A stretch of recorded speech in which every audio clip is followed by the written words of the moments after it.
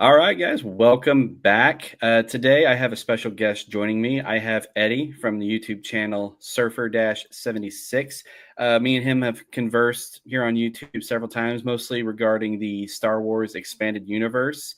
And we were talking not too long ago about the Lost Boys, which is what we are talking about today. No, it's not the Lost Boys you find in Neverland. You actually have to go to Santa Carlo for these, the murder capital of the world, to find these Lost Boys. But we talked about how it'd be really cool to do like a discussion of this because it's a very popular and very iconic movie, especially a vampire movie. So, Eddie, how you doing today? Thank you so much for joining us.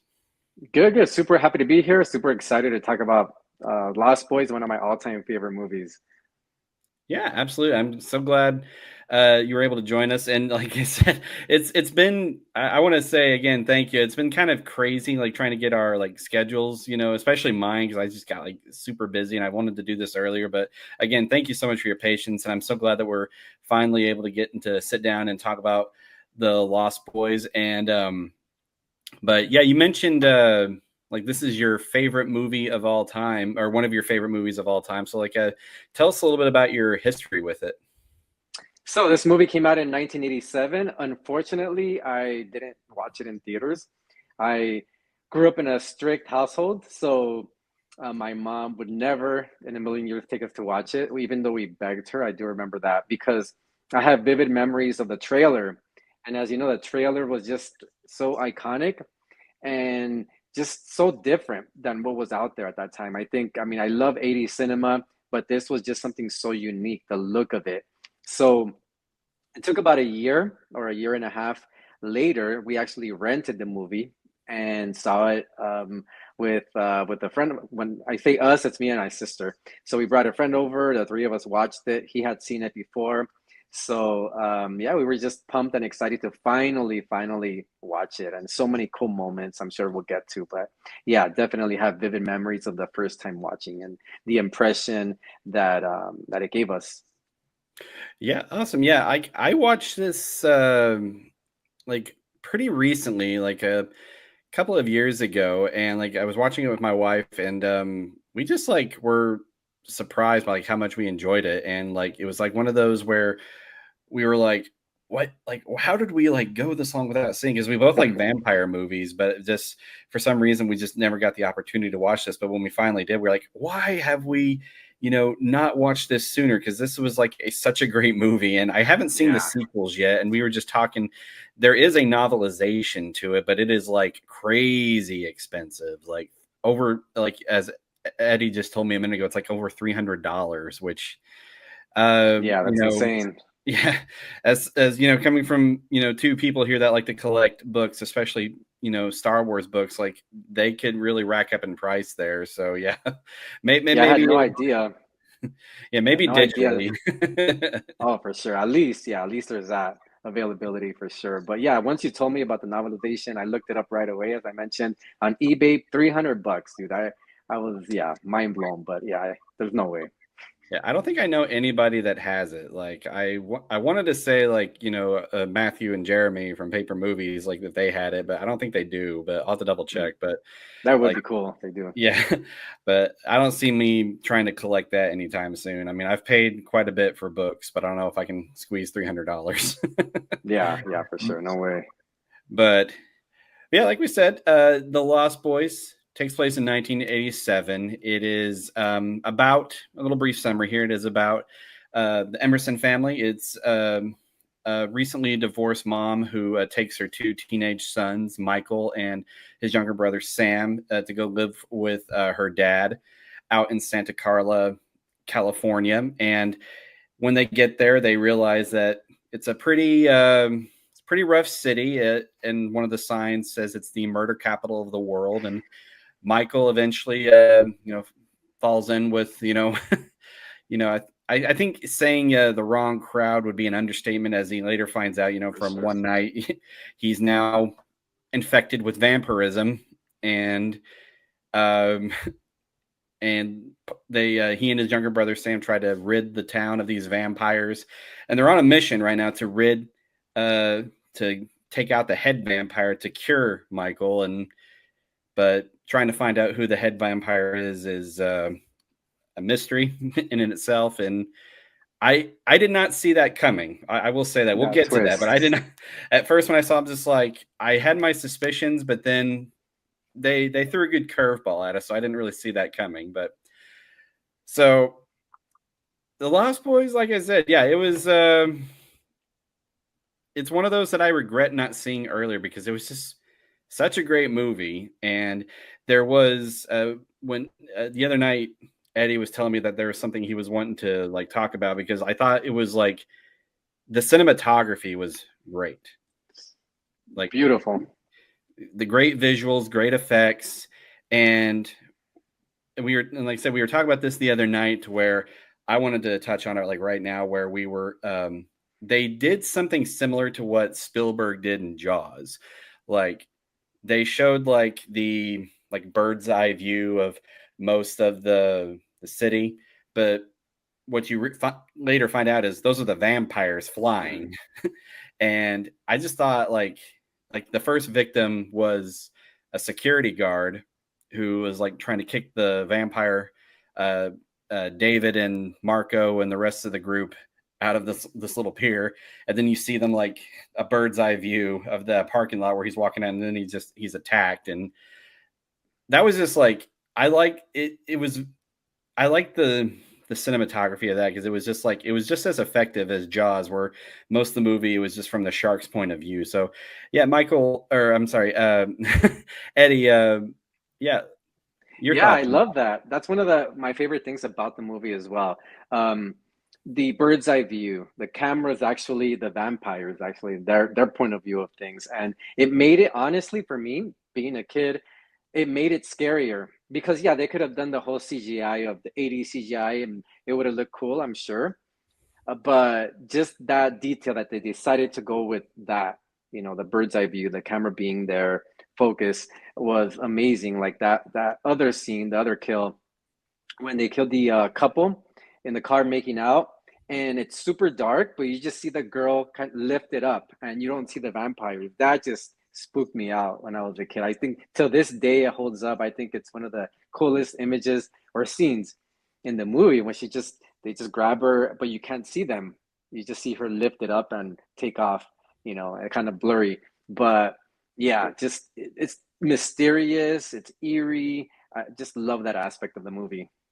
Yeah, agreed. I thought that not showing the vampires was actually I don't know if it like had to do with anything with like, like budget or anything or if it was intentional from the get-go, but it was a great decision because to me that was like scarier, like, cuz you can't see like what's going on and and it's also like a good way of like misdirection. Like we all know that they're most likely the vampires, but like it could like, mess with you for a little bit. Like, well, it could be somebody else. Like for all we Yeah. know, it could have been the head vampire, but um no, I thought that that was like a great decision because and the music accompanying it, and like and we'll get to that in just a moment, but Yeah. was like you said, very eerie, but like it was very effective. And like I said, I rewatched it just recently, and it still holds up. It's still pretty spooky, and it's just the actors in those scenes, like especially like the security guard and the couple, like they really sold it. Like Oh yeah, those screams like they really for sold sure, it. So, for sure. No, agreed. um, but yeah, like overall, like what are your overall thoughts like on the movie in general? Instantly, as soon as I watched it, this was 30. It was what, 38 years ago. It was released, so I saw it 37 years ago, which is crazy. Um, how much time has passed? So it became one of my top five movies. Well, one of my favorite movies at the time. Till this day, it's one of my top five of all time. It's a fun movie. I think it was just beautifully directed, as you mentioned. The cinematography, the comedy horror of it just made it fun. The fact that there's comic books, there's vampires, there's comedy, there's just everything in one. There's romance in a way. It's kind of that forbidden love sort of. Um, the soundtrack, the music, just everything about it. And I don't know if you caught this, but speaking of the music briefly, once you see the Warner Brothers logo in the beginning, you hear that little kid kind of like chanting a little bit. It's really Mhm. low, but Mhm. I thought that was super cool because it makes it even spookier.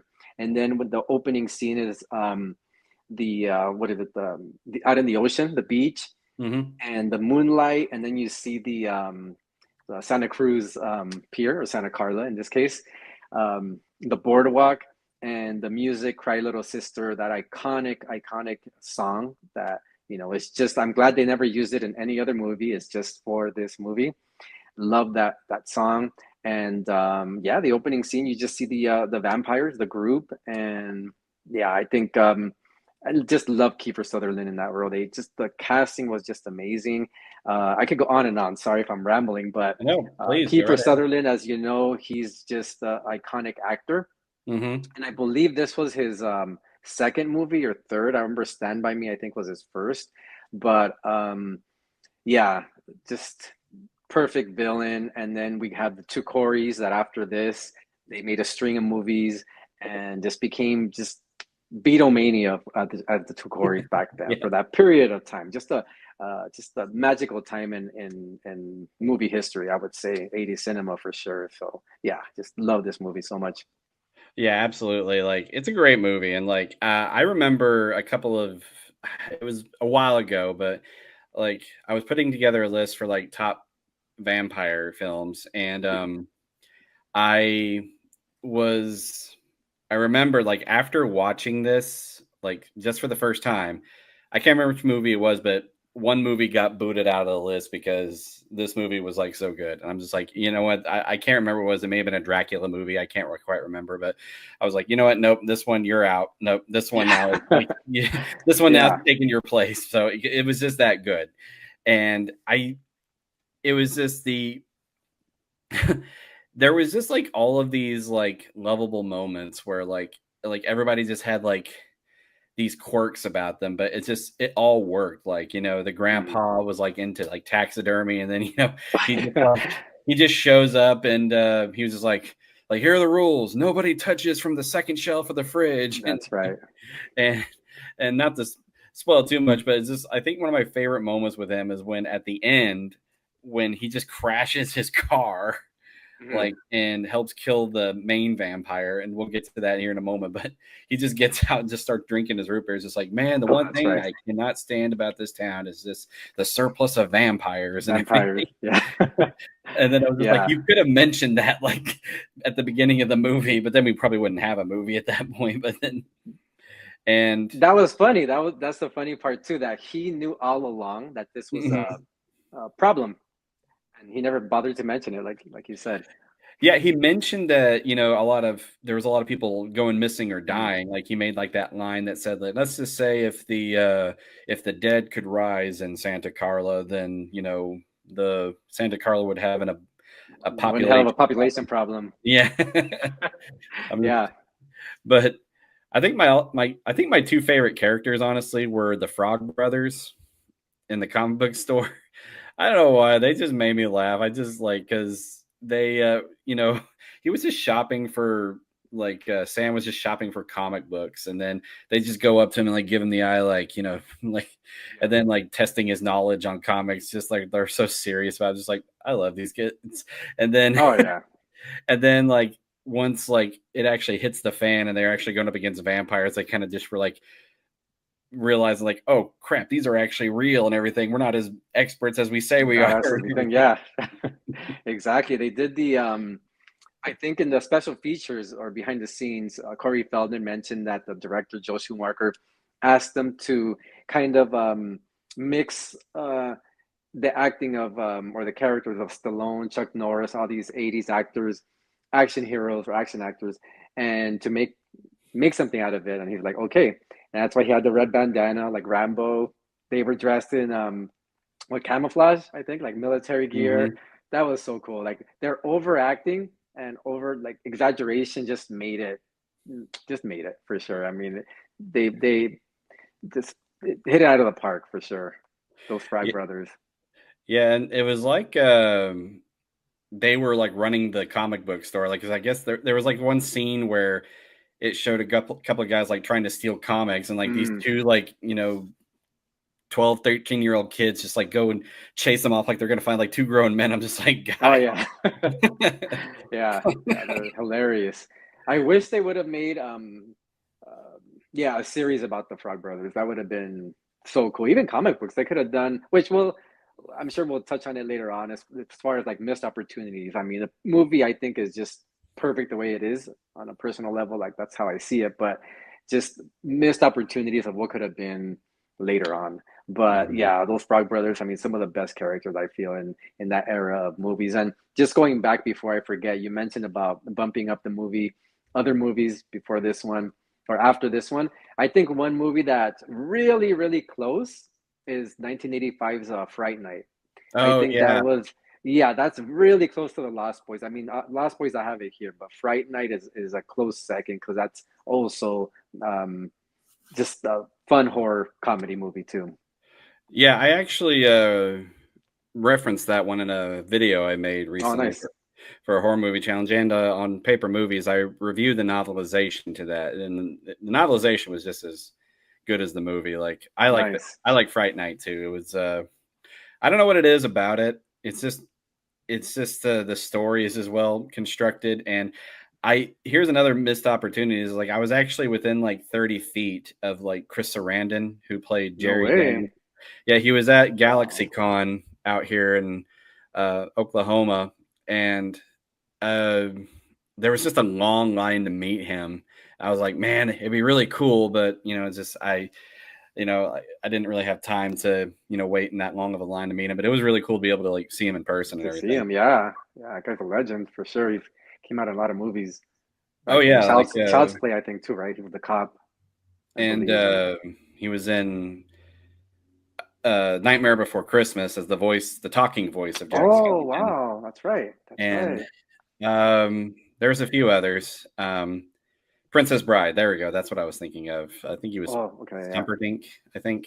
So what we mentioned earlier, what really helped, add to this movie was the music, and the score was composed by Thomas Newman, who's composed quite a bit of great films. Like, and I'm looking at my list here. He's got The Shawshank Redemption, The Green Mile, um, Finding Nemo, uh, Skyfall, Spectre, a couple of 007 films. So he's got Wow. quite a bit of, a pretty impressive resume when it comes to um, his film score career. But the music was great, and you were talking about like the kids singing in the beginning of it, Mhm. like how it was just kind of like very ominous in the open and everything. Like, yeah, that's just like whenever you first see that logo and you just hear that, like immediately, like that sets the tone for It the sets the whole tone. movie.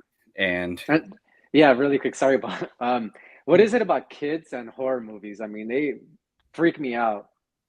Either like the little chanting or just other movies like The Shining. I mean, those little girls, they creep me out. I don't know what it is about little kids and horror movies. I don't know either. Like, and I know that Danny Elfman, another composer, has used like kids choirs like in some of his scores, and it really adds to like the creep Yeah, factor. And I don't know what it is, but it 'cause I, works. it works. Yeah, I mean, but um, and me and my wife actually joked about one scene, and it's we can't do a Lost Boys discussion without talking about this, but it's at the beginning at that concert where we see a Mhm. kind of a muscled up dude playing the saxophone. And Yeah, well, my brother-in-law is a saxophone player, really good one too. And nice. we I think we were actually talking to him about it, and I think he joked about like, yep, like that's my future right there or something like Yeah. that. Let me I can't remember his name. Let me look that up. Yeah, I think he's gone to cons and also there it's related to the Lost Boys. There's a band called Gunship and they have it's a current band and they play 80s inspired synth wave music and they Hmm. have song called Dark All Day. I think that's what it's called. And it's getting these they mentioned the Lost Boys in the song and the lyrics and then in the video it's animated and they show unless I'm getting them mixed up. But yeah, they do have a video that's a tribute to the Lost Boys, and that gentleman he actually comes out and it's the real guy and playing the saxophone and everything. I forgot the name of the song. I think it's called Dark All Day, but super cool. You should check it out after. Well, I'm looking up his name right now, and his name is Timmy Capello, Mm, and he's actually done saxophone work for Tina Turner Tina Turner. in both the 80s and 90s. Mentions here the Lost Boys, and he's also played with Peter Gabriel, Carly Simon, and also drummer for the Beatles, Ringo Starr. So that's Nice. pretty cool. But yeah, Yeah. like uh, that was like the one part of the movie though. Like whenever I first watched it, me and my wife were just like, "Wait, whoa, what? Where did this come from?" I mean, Yeah. it's fun. It's fun to watch, and it's just like it was just, but like where does it like? Yeah, it's kind of out of it, place a little bit, Yeah, it was but like it was out of place, but not out of place. So that makes yeah, sense, it served a purpose, Mhm. I guess, because that's when star Jamie Gertz, we'll talk about her in a second. Michael Jason Patrick sees Jamie Gertz and just is like, wow. And Jamie Gertz, I had seen her when I was a kid before this movie. She was in a show called Square Peg with Sarah Jessica Parker. It was a comedy, and when she came out in this movie, I mean, as kids and everybody, her jaw dropping, just gorgeous, beautiful, and yeah, just had a presence. She didn't have a lot of lines in the movie, but she definitely had a presence as well, and she had the purpose. She lured him into the group. What are your thoughts like on the design and like the concept of the vampires themselves? No, I thought they looked really cool for the time. I think they still look cool as far as like when you're watching the movie, you know it's the 80 part of 80s cinema. I think they just have they're just super cool. They're just all dressed in black. They do have Kiefer Sutherland has a mullet, but he pulls it off. Oh yeah, You know, he pulls it off. They're all dressed in leather, I believe. Bill or Ted, Alex Winter. Yeah, so he had, you know, his costume was cool. The motorcycles, also, I think that whole look of the vampires, not having traditional Dracula looking vampires. I thought back then, as modern day vampires, I thought they pulled it off great. yeah. I like the design of it. Like what I appreciate the most about it is that it's practical effects. And I mean it's the Mm-hmm. '80s, but and it's an hour and a half long movie, but they really sold it with the practical effects and the like you said, Kiefer Sutherland as a vampire was great. Like I like the trick with the eyes and everything, and they kind of kind of switch things up with with the lore of the vampires. Like uh, traditionally, like if you got if you became a vampire, you would like immediately lose your reflection or Oh be able yeah, to be killed in the sunlight or and they kind of switched it up on this one where they had the head vampire and then like there was half vampires where half vampires. I thought that was and super cool. I loved that. Sorry, but no that no was no go super ahead. cool. That it wasn't just like Michael turning into a vampire all of a sudden since he drank the blood. He needed to make his first kill. All have vampires, and then he becomes full. I thought that was just a cool twist and just different from the rest of the vampire movies. Just original. For me, since I watched it, I remember just never hearing about that concept, the half vampire concept. I thought that was cool, and how him and Jamie Gertz were still, and what was Laddie, the little boy. Hmm. They were all half vampires, so that was very cool. And I also liked the and this concept has I want to say been explored in other vampire movies. I want to say like I've seen it in couple times in a couple of Dracula movies, but it's the idea that if you kill the vampire or the head vampire, the vampire that infects you, then you're returned to normal, so to Mm-hmm. speak. And I thought that that was like a really good touch. And while we're on the topic, I kind of want to talk about, a part that still kind of, makes me wonder to this day. And that is we have Edward Herman's character, uh, Max, who is, spoilers if you haven't seen it, but he he works in a video store and he kind of has an attraction for Michael and Sam's mom. And it's revealed at the very end that he was the head vampire all along and but they don't you had to work Yeah. um for that reveal because they actually suspected him earlier and And originally I did too, but like I said, they kind of threw a curveball at you where they tried to do all those tests, like my Sam and the Frog Brothers trying to like feed him Hilarious. garlic, and he's just like, oh, there's too much garlic, and Yeah, but at the where, dinner table. mm-hmm, and and then like the reflection thing didn't work. So like, what did you think about that? That was funny. That's one of the funniest scenes in the movie, I feel. So many funny scenes. I love, once again, the comedy horror aspect. But yeah, we were led to believe that he was, at that moment, well, that part of the movie, the head vampire. They suspected because Sam says, oh, all this started, he's telling the Frog Brothers at the comic book shop, all this started since mom started dating Max, which is Edward Herman. And so they're like, oh, they agreed, okay, we'll check out Max. And then they go to, and they kind of crash their date and they stay for dinner and they run all these tests, like you said, like the garlic, the, what is it, the mirror, the reflection, and nothing works. So we're like, okay, we kind of just, it's not him. As an audience, we're convinced that it's not him. So who could it be? And then we're led to believe it has to be Kiefer Sutherland. It has to believe be Kiefer Sutherland. So when they spoilers, there's going to be a lot of spoilers. um, when they kill Kiefer Sutherland, Michael's still the same. He's Yep. not back to normal. So we're like, who the hell is it? And then it's revealed after all, and he explains why all those tests didn't work. Just awesome. Yeah, I like that too, because like it would have like it would, and again, it adds kind of to like the different like lore to vampires. Like, oh, so like if you invite a vampire into your home, like basically, you're powerless. Like nothing. I thought that was like a pretty good explanation for it, because like Yeah, it was it's a good twist, and because that's where I was like originally like convinced that he was a vampire, because like he went to Michael and said, "Well, you're the man of the house. I won't come in unless you invite me." And I'm just let like, me. hmm. But Yeah, then, something suspicious. but no, they kept you guessing, and I thought it was a great reveal. It was a good. The only thing that I would have said I would have wanted to do a little differently is that they killed him off like a little too quickly. Like Yeah, he's like, "Oh, I'm the head vampire," and then Grandpa comes in and just basically runs him yeah, down with a car, and he gets that was impaled. quick. And yeah, I was like, I would have liked a little bit more with it, but it doesn't hurt the movie that it didn't have more time with him. Like, but I think a few more minutes, because they've already like established that he's very imposing. Like even Michael, Mhm. who's like basically now like a powerful vampire, couldn't take him down.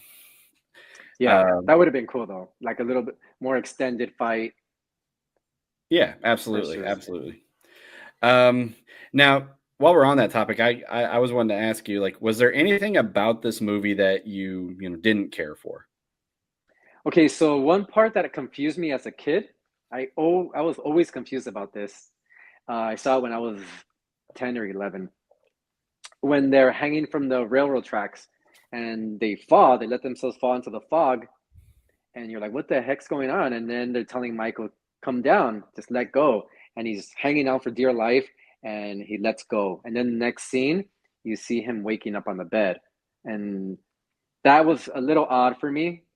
That whole scene, that transition, I didn't understand that. But then we're led to believe when he has that conversation with his mom that some time has passed.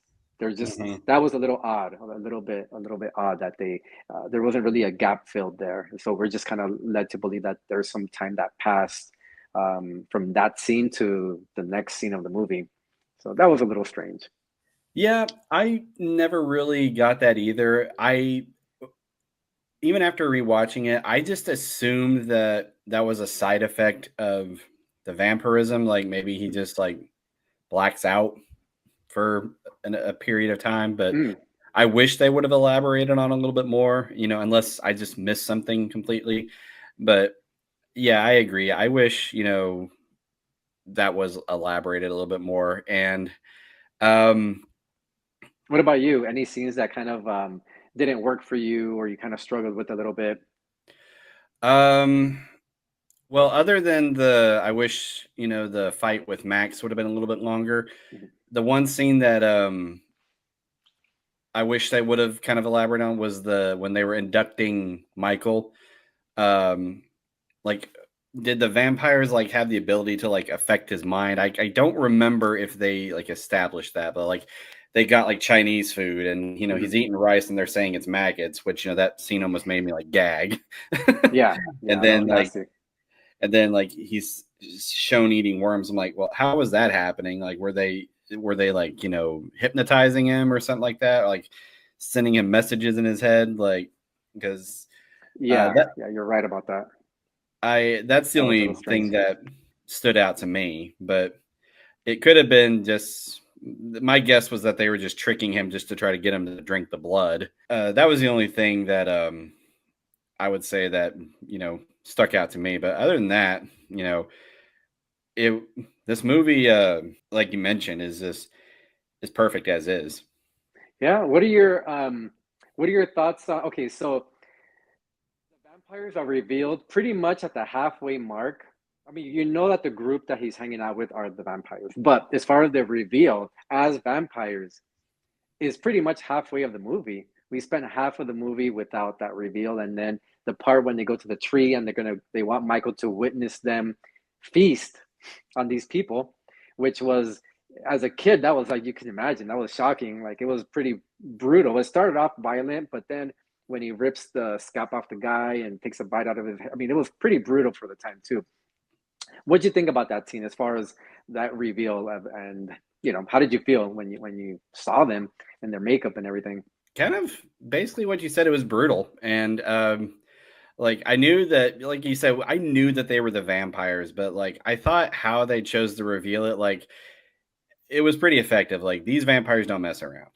Like I Yeah. mean, sure, they're they like to play pranks and kind of harass people, but like when they get down to it, like um they kind of establish these vampires like they're not to be trifled with, and they kind of further elaborate on that, like whenever the Frog Brothers and Sam like they infiltrate their cave layer, and one of them gets staked, and like Kiefer Sutherland, like he goes pretty vicious in that scene, and if I were to see like vampires like this in real life, I'd be scared. Like, Oh yeah, yeah. I mean, Kiefer Sutherland just brought it. And now that you're mentioning that, before I forget, that scene that you're talking about is, I would say, one of my favorite scenes of the whole movie in hmm general. When they infiltrate the layer and they go in and you see them, and then there's a funny scene with Corey Haim just being kind of scared about everything, and then they go up and they start crawling through that little crawl space, and then they go down and they're like, oh, we hit a dead end, and then you hear Corey Feldman scream, and then it's revealed they look up with their lights, flashlights, and they're sleeping, they're just hmm hanging there. That scene till this day gets me. I mean, that whole sequence from beginning when they enter the cave to when they impale Marco, just I love that scene. It was crazy, crazy, crazy, crazy, and it got real tense too. Yeah, absolutely. And like it reminds me of a scene from like a 70s Dracula movie that, like, there's like the stereotype that vampires are like basically they sleep throughout the day and that kind of just immobilizes them, so to speak. But that's actually like in one, like I said, a Dracula movie, like he makes a point where like he's like, oh, at some time of the day, it's always daylight somewhere on Earth. Like after I sleep, I just need to stay in the darkness, which means, yeah, even though these vampires might be awake during the day, and they can't go out in the sun, that doesn't mean that they won't tear you up if you get too Yeah, close to them on their own, on their own turf. So for that's sure. that's what I like to appreciate about these vampires. And another thing that kind of scared me, I love dogs, Mhm. but the hellhound scene where Sam's Michael and Sam's mom, you know, they go over to Max's house to kind of apologize, and this is kind of where we get kind of like the inclinate, like the hint that he might be the main vampire, because like that dog just goes vicious and like Yeah, attacks Sam's mom. Like that scene kind of, when I first saw it, I was just like that shook me a little bit, because like that was a pretty that was a scary scene. Like I said, I love it dogs, was. but that was a scary scene. And they have a scene when Diane Weiss, the mom, is turning around and she's screaming and she's running in slow motion. and you see the dog just come right at her, tears her skirt up, and she jumps over the fence, and yeah, that was pretty scary. And then at that moment, uh, Sam Corey Haim is reading the comic book that the Frog Brothers gave him, and that very scene about talking about the Hounds of Hell, and then you see the dog, was it Thorn? I think his name was Thorn, Hmm. just come at him, and yeah, that was crazy. And then the next scene is when he goes back to the comic book shop, Corey Haim, and tells the Frog Brothers about what just happened, that how Yeah. this dog was behaving. Yeah. And I have one question for you, but I'm going to make this point real quick. What I also loved about they were just like so chill, like, like that's whenever, like I mentioned earlier, like they were like so chill about everything. But once they actually got in the midst of it, that's when they started to freak out. But then like whenever he first calls them, like Sam calls him because he finds out his brother is a vampire. Mhm. They're just like, oh yeah, just kill your brother. Yeah, And they just take him. nonchalant. They're like, I can't just do that. He's just like, nah, well, I Yeah, mean, you we'll do gotta it do for what you you or gotta something. do. Yeah, yeah. But I was gonna ask before Exactly. Super super I'm cool. sorry, go ahead. No, no, no. Go ahead. Go ahead. I was gonna ask, like, what were your thoughts though, like when the vampire reveal, like where they, are attacking those, feeding on those people, like what was your reaction to that? Yeah, I remember being scared. I was super young, and just I was, like I said, about 10 or 11, and I remember being super scared. I remember clearly my sister asking our friend who had watched the movie already, is it coming? Is that scene coming? And then he didn't want to say anything. So, we're the way it's filmed, we already know it's going to be revealed. And you have Kiefer Sutherland in the dark. He has like he's talking, and you could just see the side of him, and it's super dark. It's just his voice, and then he comes into the light, and then you see him in full Hmm. vampire, and then Michael's just turning around, freaked out, and he sees Alex Winter, Billy Wirth, and the other gentleman. I think it's Brooke McCarter. I remember he came out in that movie Thrash, in the skateboard movie, but um, so yeah, he sees these vampires, and yeah, I remember just jaw dropped, like, wow, okay, this is really.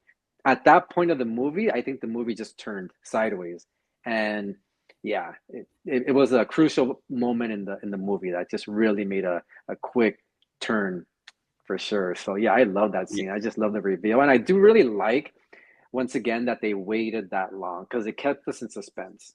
So I like that. Personally, I really do like that. I think it worked. yeah, I agree. And going a little bit like with the effects, um, like the showdown at Grandpa's house where the vampire were attacking them, like I think what the most brutal kill in like the whole movie wasn't, against like people like the vampire where they fill up a bathtub with garlic and holy water Yeah. and one of them just gets, drenched in it, and then each time he keeps coming goes submerging, he keeps coming back up more decayed, and then at some point he's just nothing but bones essentially, and like that like, and I remember like I'm not sure how it happened, but I thought it was like I loved it. It was just like that vampire kill basically destroyed the whole plumbing in the house. Yeah. Like the sinks, the Blood toilets, everywhere. everything else was just exploding. I'm like, I'm not even sure how to like, logistically explain how that could happen, but I just thought it was fun. Yeah, you just kind of, those moments you just have to just go with, Mm, for sure. But that, you keep bringing up these scenes that I'm forgetting, but which I'm glad you are. That scene, that brutal kill, that makeup on that actor was sort of like pretty much Exorcist level of mhm. makeup. I mean, just I'm glad they used like his practical effects, because they would have never pulled that off. It would have never looked the same with CGI or whatever. I mean, just that practical effects. Um, I don't know who did the makeup, but incredible, incredible. When Oh they throw yeah. the holy water and garlic at him before the dog comes and throws him in the, or pushes him inside the tub. They splash water on his face, and just that whole scene was just cool. And then when he finally is passing his dying, right, in this holy water with garlic tub, you see the Frog Brothers practically crying. They have their eyes closed, they're hugging, and they're just practically Mhm. crying because it's super scary. Yeah, that was they sold it on that scene. That was like Oh yeah, like okay, the vampire's dead, but then oh, other stuff's happening. Like yeah, yeah, for sure. I also um, like the part before that in preparation for the night that they're gonna attack. They go into the church on their bikes. They get the holy water in their little military canteens. I thought that was funny. I think they're interrupt their wedding or something, and everybody just mm, turns around and looks at them, or it's a baptism or wedding, or something like that. Um, but yeah, I thought that was super funny. oh yeah. I've seen like in other movies where people would do like something similar, like where they would take uh, like there was a scene where they took holy water. Yeah, it was it was another Dracula movie. Like they Mhm. needed holy water because they captured Dracula's body, and this guy gets holy water from a cathedral, and like this kid in the church just catches him, and he's just like, "Hey," Looking at him, yeah, yeah, but super fun scene. oh yeah, like. And I like the scene where like Sam just like shoots one of the vampires with a stake, Death and by then he's just like, stereo. yeah, he's like, "You missed." He's like, "Not Oh, this time," and yeah, that was cool with the bow and arrow. yeah, they're like death by stereo. Stereo. Yep, love that scene. Classic, classic for Oh sure. yeah, classic for sure. It's just a great. I like the effects, like it's just like there's like a lot of contributing factors, but each when they come in like together, it's just like perfect chemistry. Like, and they make a great movie. Oh Like the yeah. music, the effects, the acting, the casting. Because they all sold their roles, and Mhm. it was it's just a great movie, and Yeah, I'm great glad that casting for sure. yeah, I like I said, I kind of want to. I haven't seen the sequels yet, but I want to watch them. I don't know if you've seen them or if they're any good or not, but So um, I wanted a sequel, as a lot of fans did. Missed opportunity. We'll talk about that. I feel, and this is just people can feel different. This is just my personal feelings. I feel that they missed out because this movie, I believe, wasn't a humongous box office hit. It was. I remember people in my school talking about it in the playground. That's what kept me interested in this movie until I watched it. It took about a year, like a year and a half after it was released. And I remember just thinking, I hope they make another one. I hope, and then the two Corys, just like I mentioned before, they were just coming out with a bunch of movies together. Their chemistry was just amazing. So I wish they would have made a sequel. Joel Schumacher should have just made a sequel. Um, you know, a couple of years later. But yes, I did see there's two sequels. One of them, it doesn't exist. oh, Part two, it's called okay, the Tribe, if you know what I I got mean. you on that one. It was straight to straight to video or straight to DVD or whatever. And then when I heard the news about that, straight to DVD was just that Corey Feldman was back, but he was going to have a cameo, and I'm like, okay, that's a red flag for sure. And yeah, I mean, I don't want to criticize it too much because there might be fans of it, but then they came out in 2008 with The Thirst, and I believe it's 2008. That one I feel is like a spin-off, like a good spin-off of the Frog Brothers. So part three is called Lost Boys: The Thirst, and I that's how I see it, like a spin-off of the Lost Boys as with the Frog Brothers, and it's it's okay. It's not bad. It's not after seeing the second one. I thought, okay, well, I'll just see this disaster, and no, it's actually a fun movie. I had fun with it. I had fun with it. Just part two is actually just heartbreaking to me. I just think it's the Lost Boys, and that's it.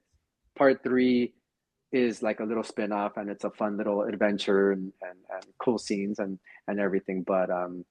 But yeah, I know they made comic books, a few comics. Those were fun. There's one called Reign of Frogs. That was cool. And then another one, I forgot what it was called. So I think there was only two series of comics, mini series. I believe there were 6 issues each. And yeah, they were pretty good. Okay, yeah, I'll check them out, and I'll remember what you said about that one. Like one doesn't exist, and I'll Yeah, it's called Lost Boys: The Tribe, and I just wasn't a fan personally of it. It was kind of like it was kind of heartbreaking to be honest with you, but you know, what can you do? yeah. There's that's typically the case with like some of these like franchise series. Like I know, like I brought it up earlier, like Jaws. Like Mhm. Jaws one, fantastic movie. Jaws Yeah. 2, it was not as great as the first one, but it was good. But then Mhm. Jaws 3 and 4, like, okay, what were they doing? You know, Yeah. especially Yeah, Jaws 4. exactly. This one Uh, called Jaws of Revenge or something like that. oh yeah, Jaws I've the heard of it. Revenge. Yeah. So what would, whether it's letter grade or scale 1 to 5, 1 to 10, how would you rate this movie or On grade a this scale of movie? 1 to 10, I personally, I give it a 10. And this is why. I feel the cinematography, I feel Joel Schumacher as a director of this movie. I've seen his other work, excuse me, his other work, but this one is just wow. I mean, this was just an amazing movie. Um, the chemistry of the actors, the characters. They got Diane Wiest, which is Oscar-nominated actress or winner, I believe. Um, the casting, Edward Herman, Kiefer Sutherland, early in his career, just brought it. The Frog Brothers, Corey Haim, Jason Patrick as the the half vampire. Everything I feel, everything in this movie worked. There's nothing in 80s cinema I feel to this day that looks like that movie. I can't describe it. It has a look. Hmm. It just has a cool look. When you see the trailer, it just has a just unique, cool, stylistic um, look to it. So I give it a 10 out of 10 because of how fun it is, how it makes me feel when I watch it. To me, that's what matters. So yeah, I give it an A plus, 10 out of 10. What about you? It's definitely a high grade. I'm gonna go with like 9 out of 10. I only say 9 out of 10 mostly because of the like. There were just some things that just I wish were answered, like like where the Mm. vampires like hypnotizing him to thinking like the food was like Oh actual yeah. bugs or something like that, or and the whole the reveal at the end. I wish would have been held out a little bit longer. Um, but other than that, like you said, great movie. I would watch this every year for it's one of those movies I would add to my list to watch every year because it's a great movie, especially for Halloween. And like you said, Joel Schumacher, yeah, he really nailed it with this one. I will agree with you though. Definitely an A grade movie. If you haven't seen this film, guys, watch it.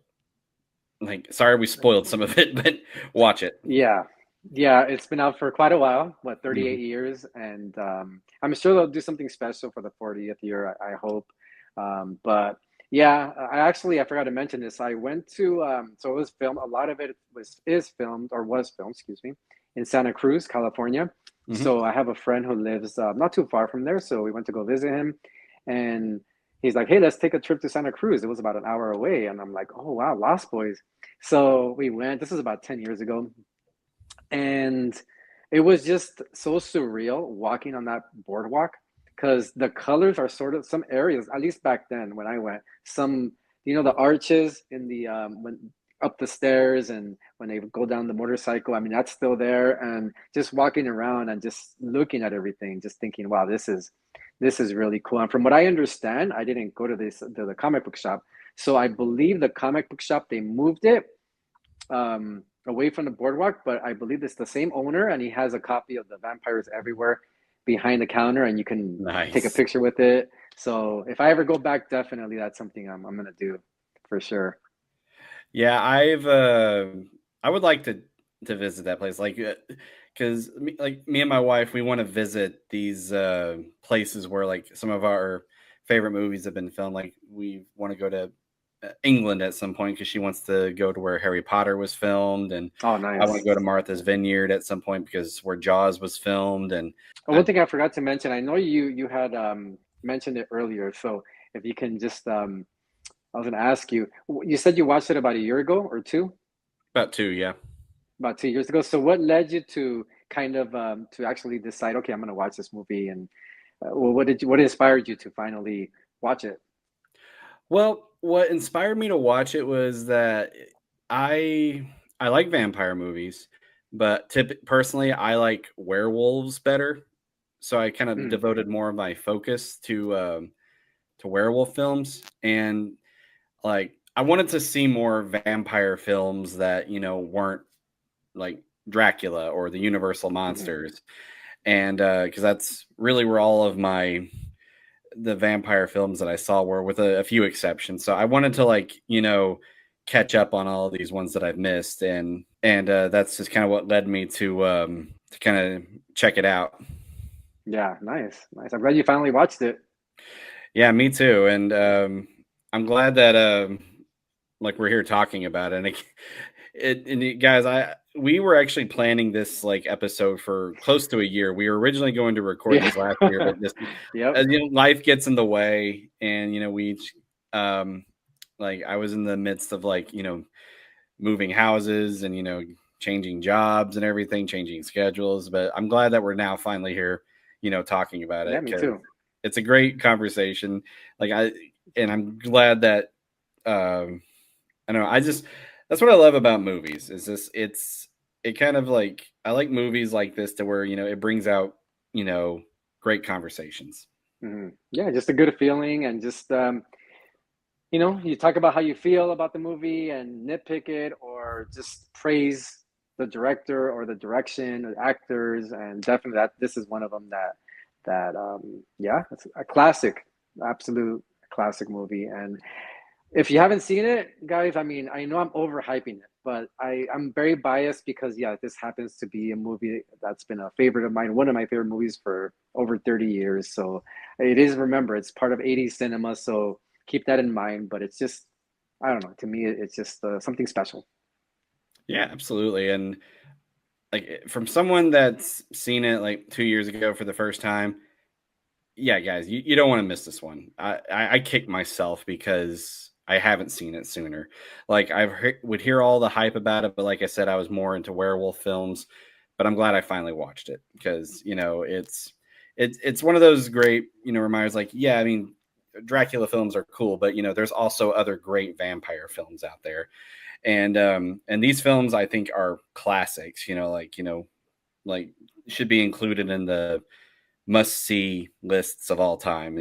Really quick before I forget, Adam, sorry. No, So if you guys have seen the movie Get Out, not Get Out, Us, the Jordan Peele movie, they hmm actually reference the Lost Boys. So in the beginning of the movie, they're in Santa Cruz, and then they make a comment about, oh, they're it's 19, and they even say 1987, 1986, and they're like, oh, they're filming a movie here. So I believe Jordan Peele's a fan of the Lost Boys because they make that small reference to yeah, to the Lost Boys. So I thought that was super cool. So now that we've seen the movie and we've talked about it, the next thing we got to do, I'm not sure when. Like I said, I was telling Eddie this. We need to have him now on the podcast that me and Jeremy and Matthew have, Paper Movies. I don't know how we're gonna do it. We got to find this novelization now. Yeah, I'm gonna be on the hunt because I didn't know about it until you told me some time hmm ago, or a couple of days ago. So I immediately looked it up, and I told you the price was just no way. But hey, I mean, you can, if you really go through old thrift shops or old or shops that have old books in them for sale. I mean, it has to be somewhere. There has to be a few copies Yeah, that and sometimes like those shops, like I mean, I feel bad. I want to take advantage of the cheaper price, but but there's also like the part of me that's like, oh man, I hope they're not like selling it so cheap because they don't know what they have. But like, I was like, oh well, that's the probably. price. But there you Hey, go. that's the price. That's the price. You almost feel guilty if it's for $5. You're like, are you sure you want to sell this to me for $5? I mean, because you know how much it's worth. But definitely, I am gonna be on the lookout for it. I mean, I'm not gonna pay $300, but um, yeah, I'll definitely be on the lookout for it because I do want it. And there's a book that came out. It was, I think, published in overseas in England, and I actually it got lost in the fire, unfortunately, but I ended up finding it online, soft cover version of it, and it has behind the scenes making of the Lost Boys. They just did an amazing job. I forgot the company who made it, but yeah, it was such a good book. Awesome. Yeah. Well, hey, if I ever find it for a good price, I'll let you know. Get it? I'll Yeah, yeah, that'd I'll be send it to you. cool. Yeah, well, thank you. um, but yeah, we need to find this one now because I'm kind of curious how the novelization like is it like just scene for scene the movie, or are they like adding some like new like stuff that wasn't featured in the movie? Because now I kind of want to know. So And really quick, just to compliment you guys, I think it's so awesome that you guys actually get these novelizations of movies. I remember as a kid, I had a few of them. I had the Karate Kid, Adventure of the Babysitting, and a couple of other ones. Outsiders was a novel first, but I mean, novelizations. I had quite a few, but I think that's awesome that you guys go through them and talk about it. Oh, thank you. Yeah, we love it. We enjoy it. It I've had a few growing up too, like, that my mom would just like find in the store, oh, like Adam likes Spider-Man. Here's one for the Spider-Man movie, or like Adam likes, Superman, vice versa. So like that's kind Yeah, of, and I've read some of them, but I'm glad that we like started collecting them and getting to the podcast because like and yeah, building, the fan base that we have, and for because we sure. have like some amazing, subscribers on there, and big shout out to you guys. And it's always fun to like see what people are collecting because then we're just Mhm. like we get surprised every time. We're like, oh my gosh, I didn't know that had a novelization. I got to collect it now, and then like I said, some of these they get pricey, and Wow. it's but I honestly consider that a compliment because that just means that it shows just how much not only like it shows like the worth of the movie in my Yeah, there's opinion. value in it. Mm. Exactly, for sure. And you guys really share some obscure books that I had no idea existed from movies. So that's a treat for me that I like to watch for sure. I Oh, think it's awesome. extremely cool what you guys do. And definitely because my plan one day is to go to Oklahoma to the Outsiders house. So definitely I'll hit you up and you got to take me to Half Price Books and get some Star Wars stuff for sure. Oh yeah, absolutely. Like come on out and we'll like there's a few good there's a couple of good bookstores out here that we'd be happy to take you to. And but guys, I just want to say thank you so much for joining us on this conversation for the Lost Boys. Like I said, if you have not seen it yet, sorry that we spoiled it, but even if we, you know, even so, it's still a great movie to watch. It's a Like, fun ride. oh yeah, absolutely. And Eddie, again, want to say thank you so much for joining us. So glad that we're finally be able to get together to chat about this, and looking forward to more opportunities in the future to talk about more movies that we've grown up with that we come to love and Oh yeah. everything. Anytime. Yeah, yeah. We won't let a year pass for sure. That's But right. yeah, no, I love talking movies as you know and Star Wars and everything. So yeah, it's been super fun. Thank you for the invite. Yeah, absolutely. And again, thank you for joining us. So, guys, I'll post the link in the description, but go check out Eddie's channel. It's Surfer 76. He posts, some great Star Wars expanded universe content. So, yeah, definitely go over, check it out, subscribe. And again, Eddie, yeah, looking forward to having you on the again for another stream. Yeah, for sure. Thank you, Adam. Yeah, absolutely. But, guys, thank you so much for joining, and we will catch you guys next time. Bye.